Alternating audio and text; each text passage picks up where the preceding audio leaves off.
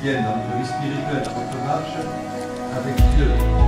Le verbe voir et le nom de la vue est aussi employé autant de fois, si ce n'est plus encore, dans la parole de Dieu.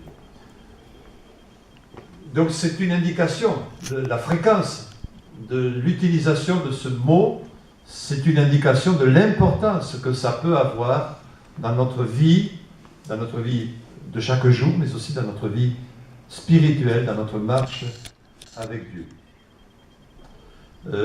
Un frère que j'aime bien a dit ceci: le combat du regard est le plus important, car il détermine tous les autres combats de la vie. Le combat du regard. On aura l'occasion de voir combien le regard peut être une source de bénédiction, comme il peut devenir aussi une porte d'entrée du péché et de l'égarement. Donc c'est un combat, le regard. Et nous avons besoin de gagner ce combat. Parce que celui qui gagne le combat du regard, eh bien, il a gagné le combat aussi de la vie, de la marche avec Dieu.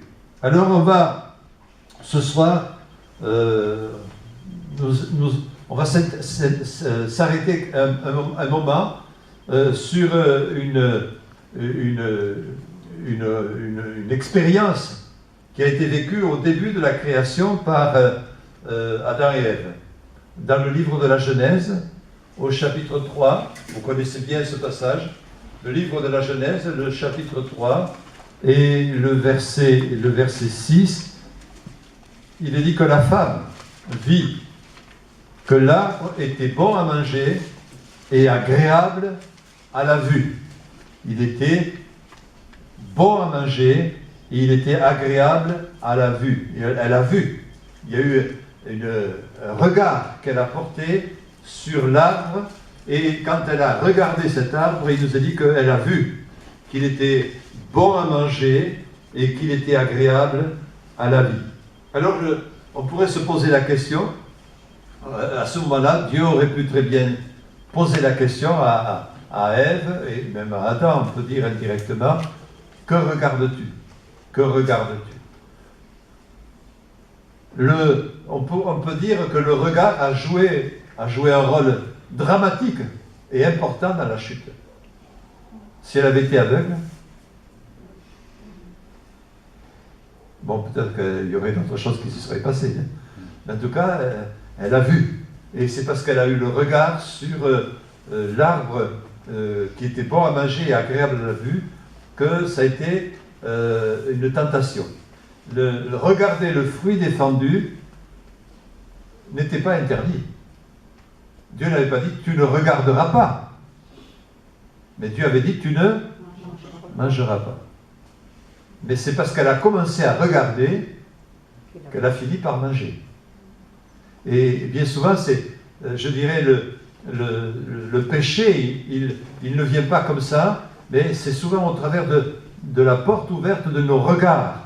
Vous savez ce qui s'est passé avec David, lorsqu'il était resté à Jérusalem, alors que l'armée était sortie pour combattre, lui, il est resté, il est monté sur la terrasse, et il nous a dit qu'il a regardé.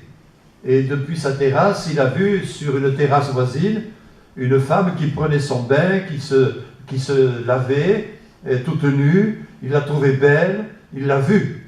Et là, il a perdu le combat de la vue, parce qu'il a commencé à se laisser guider par ses désirs, et il a voulu coucher avec cette femme. Et il a eu une relation adultère avec Bathsheba. Et ça a commencé comment? Ça a commencé avec la vue. Et il y a une réalité, c'est que par nos yeux, bien, le diable cherche à nous atteindre. Le diable cherche à nous atteindre par la vue, par nos yeux. Plus on regarde ce qui est défendu, et plus on a envie d'y toucher, et plus on a envie d'y goûter. C'est ce qui s'est passé avec Ève. À force de le regarder, elle a dit « Oh, qu'il est beau, qu'il doit être bon à manger ». Et la tentation, elle est venue parce que son regard se portait sur ce fruit défendu. On peut toujours accuser le diable, le tentateur, d'avoir séduit Ève. On peut dire, oui, il est venu, il a séduit Ève. Mais si Adam et Ève s'étaient tenus éloignés de cet arbre, ils n'auraient pas été séduits par le diable. En tout cas, par cette occasion-là. Mais le jardin était grand. Le jardin était immense. Le jardin devait avoir des hectares, ou en tout cas des distances assez importantes, parce qu'il y avait là tous les animaux, il y avait là tous les arbres. C'était pas un petit jardinet, là, c'était pas un petit jardin où on fait pousser 4 pieds de tomates et quelques haricots, non, c'était un immense jardin. Mais voyez, il se tenait à quel endroit? Il se tenait là où le fruit défendu avait été défendu par Dieu. Et il regardait ce qui était défendu. Bien souvent, on est attiré, nos regards sont attirés par ce que nous savons être mauvais. Et voyez-vous, aujourd'hui, il y a des gens qui sont, par exemple, piégés avec la pornographie. Ils regardent sur Internet, ils regardent des images impures, des images malsaines. Et j'ai l'occasion de rencontrer des personnes qui m'ont écrit ou qui m'ont parlé de vive voix et qui m'ont dit: frère, je suis lié, j'ouvre mon ordinateur et je vais vers ce qui est mauvais, je suis attiré par des images pornographiques, c'est un poison pour ma vie. Et ils ont demandé la prière et on se trouve aujourd'hui confronté. Ça, c'est un cas extrême, mais il y a d'autres situations dans lesquelles nos yeux peuvent devenir une porte ouverte pour que le diable nous fasse tomber dans les pièges. Premier, voici ce qu'il dit. J'avais fait un pacte avec mes yeux, et je n'aurais pas arrêté mes regards sur une vierge. Voilà, il voulait se garder. Il voulait se garder de toute tentation. Et donc, il avait fait un pacte avec ses yeux. Il a dit: non, je ne veux pas que mes yeux soient une porte ouverte pour que je tombe dans une mauvaise pensée, un mauvais comportement.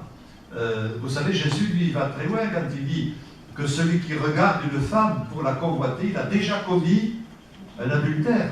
Il ne dit pas celui qui commet un adultère, il dit celui qui la regarde et qui la convoite par ses yeux, il a déjà commis un adultère. C'est pour nous rappeler combien le regard peut être une occasion de tomber dans les pièges de l'ennemi.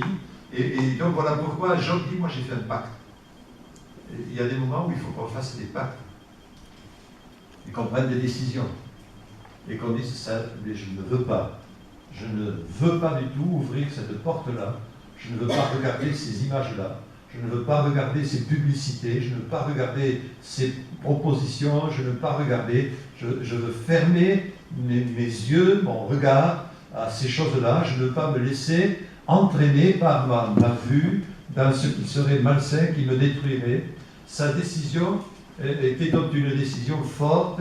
J'avais fait un pacte avec mes yeux. Et je ne regardais pas une jeune fille, je ne regardais pas parce qu'il pensait que cela pouvait être pour lui une occasion d'être piégé. Et voilà pourquoi il dit: j'ai fait un pacte avec mes yeux. Voyez-vous, frères et sœurs, dans notre vie chrétienne, il y a des moments où il faut faire des pactes.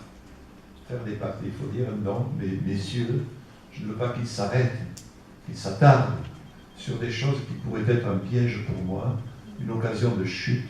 Je ne veux pas me laisser piéger. David, lui, n'a pas fait de pacte. Il n'a pas fait de pacte avec ses yeux.